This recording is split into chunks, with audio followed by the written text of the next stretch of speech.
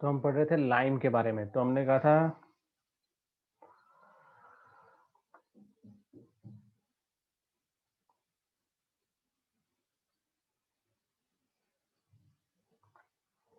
जो लाइम जो था उसमें कि अगर लाइम एक परफेक्ट कंटेंट में होगा तो लाइम जो है सीमेंट को साउंड बनाएगा और स्ट्रांग बनाएगा। साउंड मतलब क्या होगा कि सीमेंट में डायमेंशनल चेंजेस नहीं होंगे।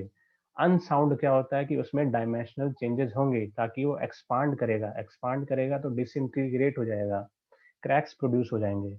ठीक है। लाइम की जो मेन प्रॉपर्टी होती है वो कंक्रीट को स्ट्रेंथ प्रोवाइड करने की होती है। ठीक है। अगला है सिलिका। सिलिका भी कंक्रीट को स्ट्रेंथ प्रोवाइड करता है। ठीक है। और आप आगे पढ़ोगे कि भाई एक कंक्रीट को जब मतलब जब आप सीमेंट बनाते हो और ये सब पार्टिकल मिक्स करके उसे हीट करते हो तो उसमें क्या बनते हैं, बोगस कंपाउंड। ठीक है। वो भी आप आगे पढ़ोगे। ठीक है। और अगर सिलिका किसी भी में उसमें ज्यादा होगा, ठीक है, क्वांटिटी में, तो स्लो सेट करेगी सीमेंट। सेटिंग का मतलब क्या होता है कि भाई जैसे भी आपने एक सीमेंट बना ली, ठीक है, सीमेंट में वाटर ऐड किया। जैसे ही आप उसमें वाटर ऐड करोगे तो उसमें हाइड्रेशन रिएक्शन होती है। मतलब जो जैसे ही पानी उसमें ऐड करते हो H2O, H2O के ऐड करने से क्या होता है कि उसमें रिएक्शन स्टार्ट हो जाती है और वो सेट करना।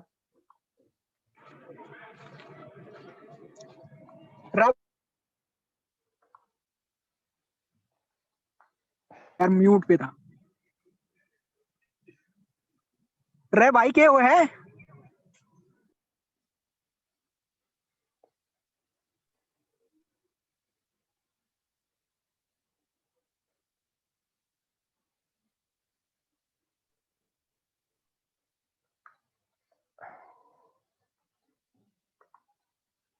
ठीक है। जैसे ही उसको H2O ऐड करते हैं तो उसमें हाइड्रेशन रिएक्शन हो जाती है। ठीक है। हाइड्रेशन होने की वजह से क्या होता है, कंक्रीट अपनी स्ट्रेंथ जो है गेन करना वो स्टार्ट करती है। ठीक है। कंक्रीट अपना स्ट्रेंथ जो है या जो भी सीमेंट है वो अपनी स्ट्रेंथ गेन करना स्टार्ट कर देती है। तो उसमें क्या होगा, वो धीरे धीरे अपनी प्लास्टिसिटी लूज करती है। प्लास्टिसिटी लूज करने को हम क्या बोलते हैं, सेटिंग। ठीक है। क्या बोलते हैं, सेटिंग। ठीक है। प्लास्टिसिटी लूज करने को मतलब प्लास्टिसिटी से अगर वो हार्डन स्टेज में जा रही है तो उसे बोलेंगे सेटिंग। तो मतलब अगर जो है, अगर आप कंक्रीट में सिलिका ऑक्साइड ज्यादा ऐड करोगे तो वो स्लो सेट करेगी, मतलब हार्डेंड स्टेज तक जाने से पहले वो धीरे धीरे जाएगी। अगर आप मान लो पहले अगर 30 मिनट में ये जो है जो सेटल हो जाती थी, तो अब जो क्या होगा, सिलिका ऑक्साइड ज्यादा ऐड करने के बाद 30 मिनट से ज्यादा टाइम लेगी। ठीक है। अगला क्या होता है, एल्यूमिनियम ऑक्साइड। एल्यूमिनियम ऑक्साइड क्या करता है, क्विक सेटिंग करवाता है। ठीक है। कि मतलब जल्दी सेट करने का। ठीक है। तो अगर ये ज्यादा होगा तो इसकी जो स्ट्रेंथ होती है वो कंक्रीट की या जो भी सीमेंट आपने लिया है उसकी स्ट्रेंथ क्या होगी, कम हो जाएगी। ठीक है। और ये एक फ्लक्स की तरह एक्ट करता है। ठीक है। जो आपकी जो सिलिका ऑक्साइड और जो कैल्शियम ऑक्साइड है, जो लाइम और सिलिका है, ठीक है, इनके बीच में एक फ्लक्स की तरह एक्ट करता है। फ्लक्स क्या होता है कि भाई जो रिएक्शंस सपोर्ट करता है। ठीक है। और ये जो क्लिंकरिंग टेम्परेचर, अब इसके बारे में और बताया था मैं आपको। क्लिंकरिंग टेम्परेचर क्या होता है, क्लिंकर क्या होता है। क्लिंकर ये होता है कि जैसे आपने लोअर्स द क्लिंकरिंग टेम्परेचर। ठीक है। आपने जैसे एक किल्न लिया, किल्न क्या होता है, भट्टी। भट्टी में जब आप अपने जो ये सारे पार्टिकल्स है लाइम सिलिका अपने अपने परसेंटेज में ऐड कर दोगे तो आप मिक्स करने के बाद में क्या करोगे, इन्हें हीट करोगे। हीट करने के बाद में क्या होता है, इनमें रिएक्शंस होती है।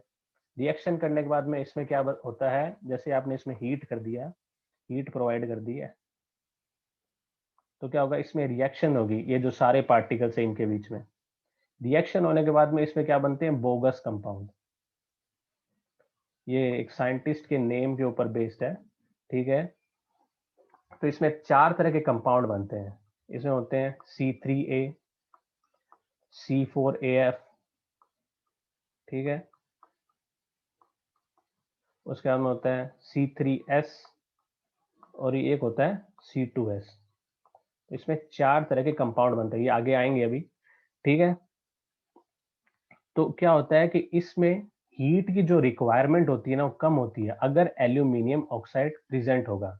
अगर एल्यूमिनियम ऑक्साइड प्रेजेंट ना होगा तो हीट की रिक्वायरमेंट जो होगी ना इन बोगस कंपाउंड को, इन क्लिंकर को फॉर्म करने के लिए, ठीक है, जो है आपको टेम्परेचर की जो रिक्वायरमेंट होगी वो ज्यादा होगी, ठीक है।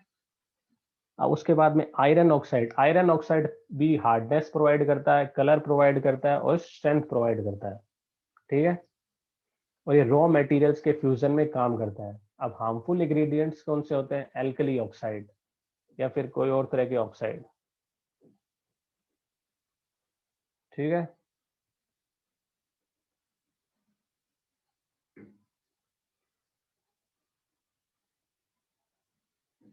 और फिर क्या है? Magnesium oxide. मैग्नीशियम ऑक्साइड जैसे मैंने बताया था, एल्कलीज अगर उसमें जो सीमेंट है जो भी है उसमें अगर ज्यादा ऐड होंगे तो क्या होगा कि जो है उसमें वो एक वाइट कलर की लेयर फॉर्मेशन ज्यादा होगी। जहाँ पे भी पानी ज्यादा एल्कलीज या फिर ज्यादा होंगे सीमेंट में या वाटर में, तो व्हाइट कलर की एक लेयर फॉर्मेशन हो जाती है, जिसके कारण क्या होता है, कंक्रीट या जो है सीमेंट जो है वो डिसइंटीग्रेट होना स्टार्ट कर जाती है, ठीक है। ये बेसिकली मेन औचार है। इसमें एक जिप्सम और होता है, CaSO4, जो इसमें दे नहीं रखा, ठीक है। CaSO4 जिप्सम होता है, ठीक है। जिप्सम का काम क्या होता है कि सेटलिंग को स्लो करना, जिससे क्या होता है, स्लो सेटलिंग होती है।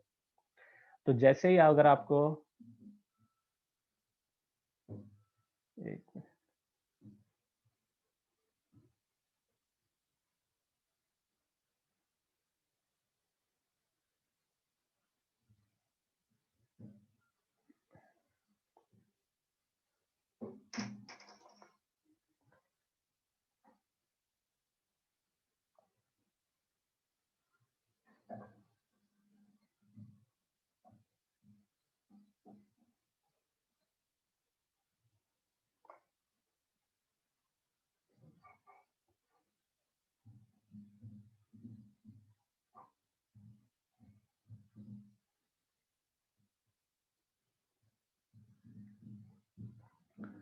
ठीक है, जो भी है ये कंस्टिट्यूएंट होते हैं मेन। अब इसके बाद बताओ मुझे, किसी को डाउट है तो।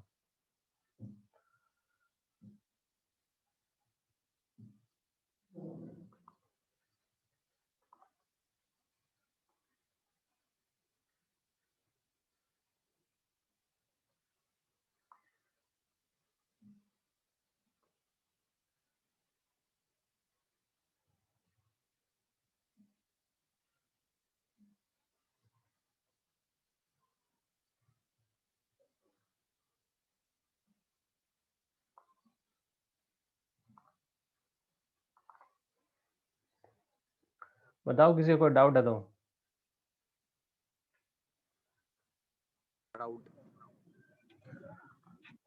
अरे भाई ये H2O मिलान तक के बने है।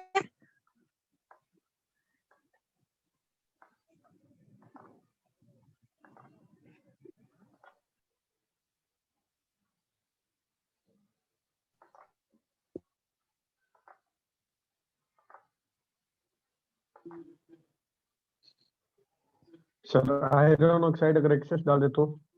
किसमें? आयरन ऑक्साइड अगर एक्सेस डाल दे तो? मतलब आयरन ऑक्साइड का मेन यूजेस ही क्या है? उसको स्ट्रेंथ प्रोवाइड करना और कलर, तो उससे कुछ होता नहीं है ज्यादा। और बेसिकली जो क्या बोलते हैं, जो आयरन ऑक्साइड है ये फ्लक्स की तरह ऐड करता है, तो मतलब इसको बहुत ही कम क्वांटिटी में हम वैसे ही ऐड करते हैं। मेन हमारा होता है कि लाइम और सिलिका की एक्सेस अमाउंट में होता है, क्योंकि ये हमें हमारी स्ट्रेंथ प्रोवाइड करते हैं। सर ब्रिज में पायर्स बनाने के लिए जो सीमेंट यूज होता है वो कौन सा सीमेंट होता है सर? ब्रिज में पायर बनाने के सीमेंट तो सेम ही होता है, जैसे उसमें ग्रेड अलग अलग चेंज हो जाती है रिक्वायरमेंट के हिसाब से, M33 या सर M43 या M53। सर वो पानी के अंदर इतनी जल्दी सेट होता है वो जो वो होती है चीज? वो होती है रैपिड हार्डनिंग सीमेंट हो जाती है, ठीक है। रैपिड हार्डनिंग कंक्रीट होगी, इसके बारे में special type of concrete chapter 6 होगा तुम्हारा, उसमें पढ़ेंगे। अगर आपको क्या होगा कि जल्दी से उसको सेटल करवाना है तो आप क्या करोगे, उसमें सिलिका मतलब सॉरी सिलिका की क्वांटिटी कम कर दोगे, ठीक है। सिलिका की क्वांटिटी कम कर दोगे, जिप्सम की क्वांटिटी कम कर दोगे, ठीक है। उसकी वजह से क्या होगा, सेटलिंग उसकी प्रोसेस फास्ट हो जाएगी, ठीक है। अब आगे जैसे ये ओके चार सर। जैसे जैसे 4 बोगस कंपाउंड आते हैं, जैसे ट्राई कैल्शियम एल्यूमिनेट, ये ठीक है, तो सर ये C3H। सल्फर ट्राइऑक्साइड का एक और बार कम बताओ। नहीं हो जाएगा क्या हो गया? सर? सर सल्फर ट्राइऑक्साइड का एक और बार बताओ। सील कम कर देंगे, कम नहीं होगा? आपकी आवाज नहीं आ रही।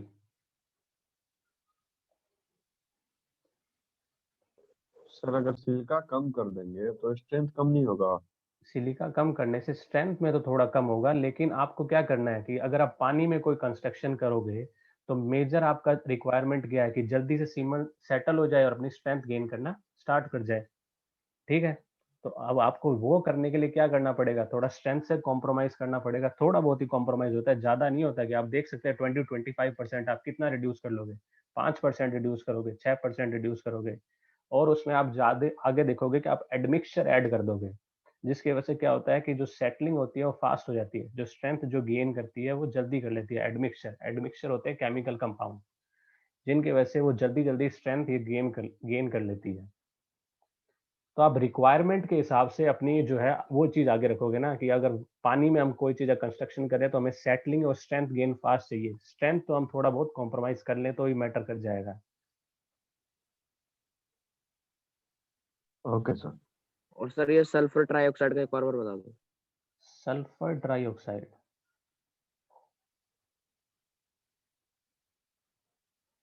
ठीक है, SO जो 3 है इसमें बता ही रखा है कि मेक सीमेंट साउंड, साउंड मतलब जो डायमेंशनल चेंजेस जो होते हैं वो कम होते हैं, ठीक है। अगर ये एक्सेस में हो गया सल्फर ट्राइऑक्साइड तो ये सीमेंट को अनसाउंड बना देता है, ठीक है।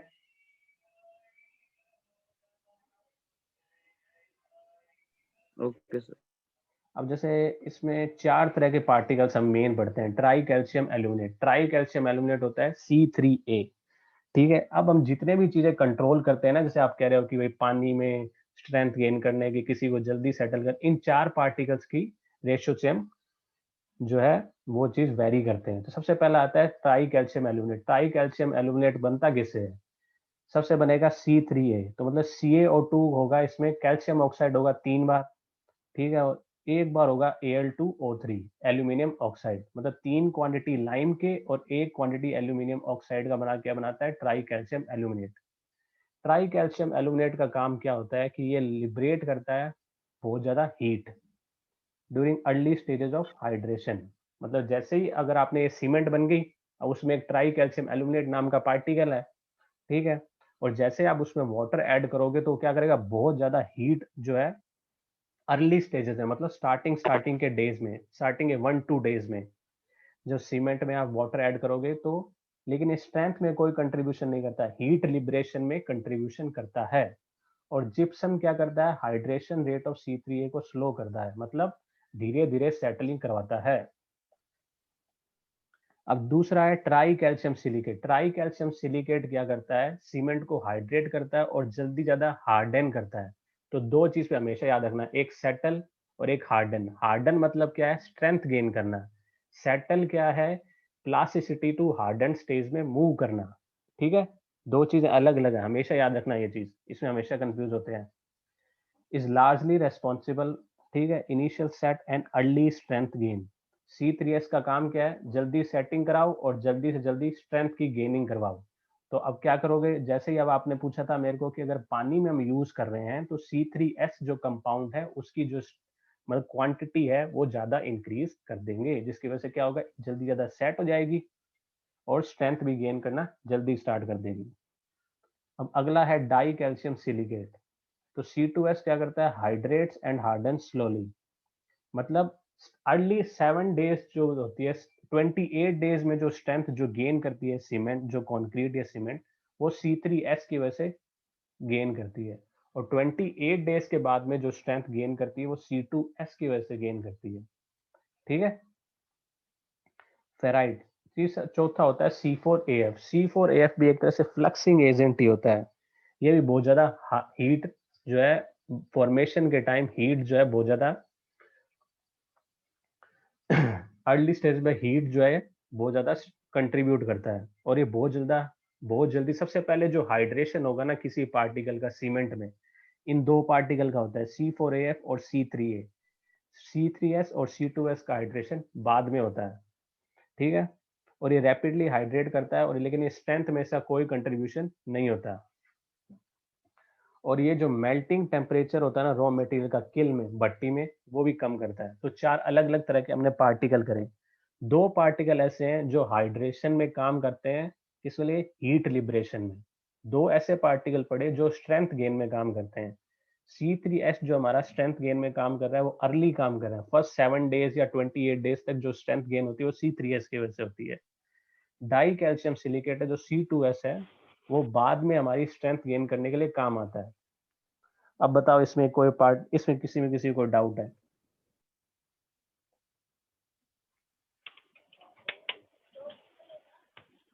हाँ अभी ले रहा है डालना।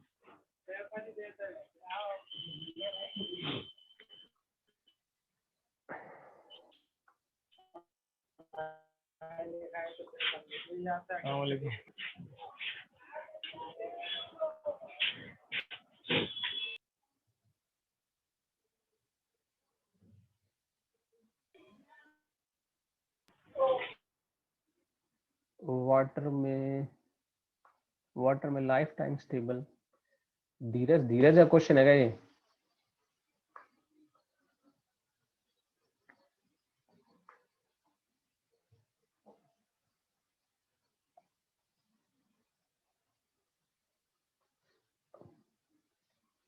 वाटर में लाइफ टाइम स्टेबल कैसे रहती है? आपका क्वेश्चन क्या है? मतलब स्टेबिलिटी से आपका क्या मतलब है? सर ये जो सीमेंट है वाटर में लाइफ टाइम कैसे स्टेबल रहती है, जो जैसे ब्रिज व्रिज बनते हैं वो पूछ रहे हैं। वो देखो, एक उसकी सर्टेन जो होती है, मतलब हमने सबने पहले क्या पढ़ा कि कंक्रीट की हार्डन होने में प्रॉपर्टी क्या होनी चाहिए? इम्परवियस होनी चाहिए, ठीक है। ठीक है, इम्परवियस तो मतलब पानी में अगर आप कंक्रीट बना रहे हो तो उसको सबसे पहला मेन काम क्या होगा उसका? इम्परवियस। अब आपने देखा आप बना रहे हो सी में, तो समुद्र में क्या होता है? सॉल्ट्स प्रेजेंट होते हैं, तो उसमें सबसे ज्यादा क्या होता है? सल्फेट अटैक, ठीक है। तो और अब आपको 2 तरह की क्या चाहिए? एक तो सल्फेट रेजिस्टिंग सीमेंट होनी चाहिए, और ऊपर से क्या होना चाहिए? वो अर्ली स्ट्रेंथ गेन वाली सीमेंट होनी चाहिए, ठीक है। ये दोनों तरह से आप सीमेंट बनाते हैं, और इनकी भी एक लाइफ होती है। ये नहीं है कि आप, इनकी भी एक लाइफ होती है, ये नहीं कि वो हमेशा 100-200 साल तक चलते रहेंगे ना, ऐसा कुछ नहीं है, ठीक है। उनकी लाइफ होती है, वो सर्टेन लाइफ तक अपनी पीरियड में अपनी जो है ड्यूरेबल रहते हैं। उसके बाद क्या होगा कि जो वाटर है, सी वाटर, उन पे अटैक करना शुरू करता है, मतलब एसिड अटैक होता है एक तरह से उन पे, जो पानी में जो सॉल्ट प्रेजेंट होते हैं ना, उनकी वजह से, जिसके कारण क्या होगा? कंक्रीट धीरे धीरे डिसइंटीग्रेट होना स्टार्ट हो जाता है, और जो स्टील होता है उसमें कोरोजन होना स्टार्ट हो जाता है, ठीक है धीरज।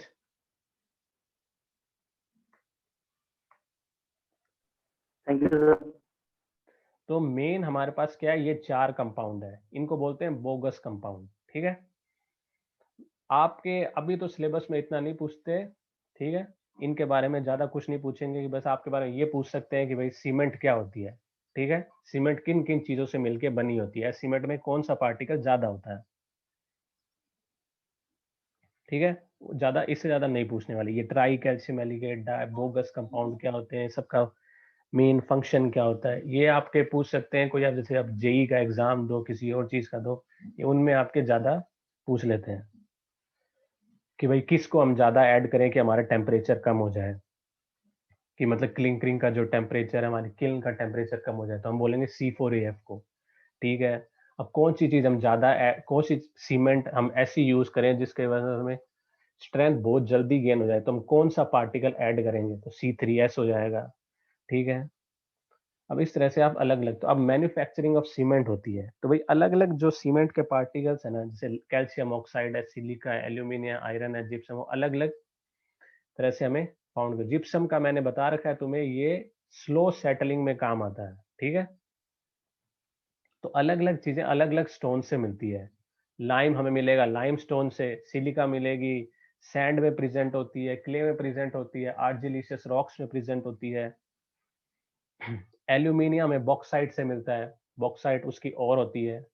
आयरन जो है हमें आयरन और से मिल जाता है, फ्लाई ऐश से मिलता है, और जिप्सम लाइमस्टोन में साथ में मिल जाता है। तो हमारा दो तरह से जो है हम सीमेंट को मैन्युफैक्चर करते हैं, एक वेट प्रोसेस होता है, एक होता है ड्राई प्रोसेस। ठीक है, सबसे पहले हम करते क्या है इन सर सारे, आज इतना ही रहने दो। चलो ठीक है, फिर आज इतना ही रहने देते हैं, अगली बार में हम सीमेंट मैन्युफैक्चरिंग प्रोसेस पढ़ लेंगे। और अब मुझे बताओ किसी को डाउट है तो वो मैं क्लियर कर देता हूँ। और जैसे किसी का सर डाउट बुक था, का पीडीएफ भेज देना सर। हाँ बुक का पीडीएफ मैं सर आपको, बुक का पीडीएफ भेज देना। वो मैं आपको भेज दूंगा। और सर प्रीवियस रिकॉर्डिंग। अब वो भी मैं क्लासरूम के उस पर ऐड कर दूंगा, ठीक है। और जैसे कि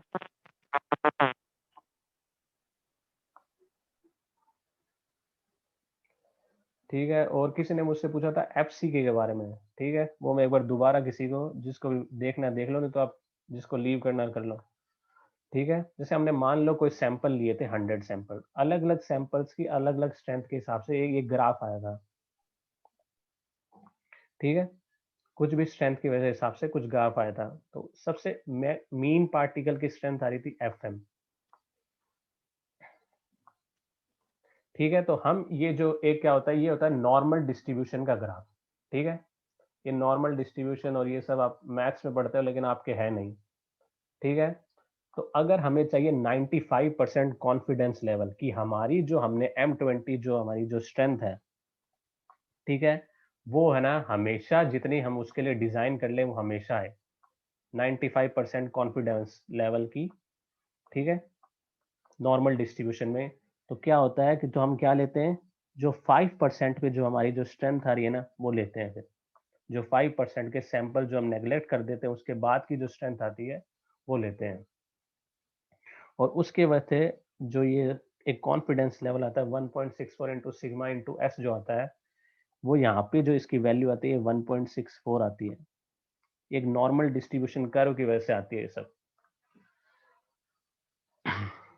और अगर हम जैसे इसी तरह से कॉन्फिडेंस लेवल 99% पे अलग होता है, 95% पे अलग होता है, 90% पे अलग होता है, तो हम जो इस वाले केस में जो हमारा जो कर्व आता है ना वो नॉर्मल डिस्ट्रीब्यूशन का कर्व आता है, और उसमें हम 95% कॉन्फिडेंस लेवल की वजह से ये जो स्ट्रेंथ है, जो 5% जो हम नेग्लेक्ट करते हैं उन पार्ट सैंपल्स के बाद की जो स्ट्रेंथ है वो हम लेते हैं।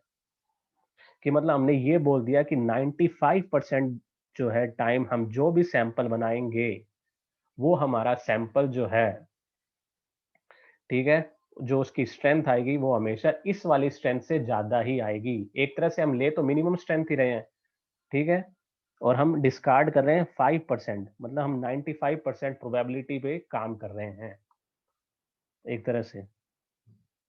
समझ में आया सबको?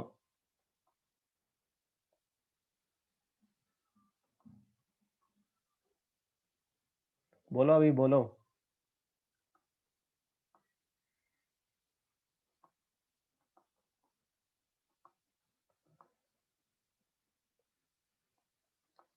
तो इस वाला जो कर्व आता है वो उसकी वजह से हम ये लेते हैं। वैसे कोई इसका कोई हार्ड एंड फास्ट रूल नहीं है। हम ये जैसे अगर आप एक पढ़ोगे कैरेक्टरिस्टिक लोड के बारे में, कैरेक्टरिस्टिक लोड जो होता है, जैसे अब आपने ये माना है कि इसमें मिनिमम ही मानी है एक तरह से 95% प्रोबेबिलिटी एज्यूम करके, एक आता है कैरेक्टरिस्टिक लोड। कैरेक्टरिस्टिक लोड का कर्व भी ऐसे नॉर्मल डिस्ट्रीब्यूशन वाला कर्व आता है। उसमें क्या होता है, उसमें आप लोड के हिसाब से आप कंपेयर करते हो कि भाई आपकी मतलब कितनी लाइफ में, जैसे मान लो आप जो आप घर बना रहे हो कि 95% टाइम जो आपने उस पर लोड एज्यूम करके जो घर बनाया है वो एक्सीड ना हो, मतलब उससे ज्यादा ना हो, तो ये 95% प्रोबेबिलिटी ये लेते हैं हम कैरेक्टरिस्टिक लोड।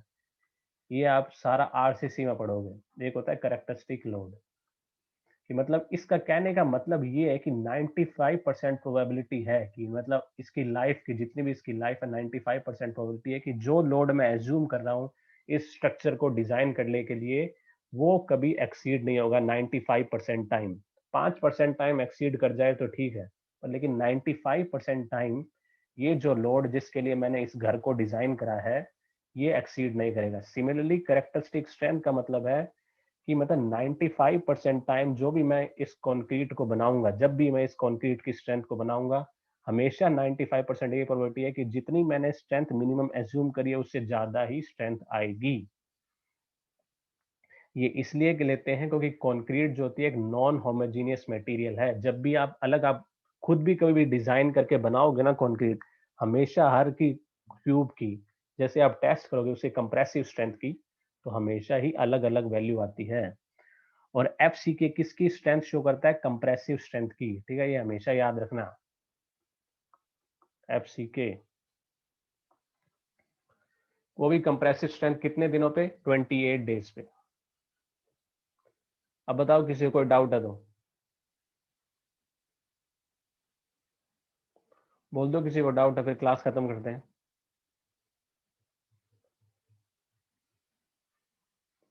चैट में लिख दो।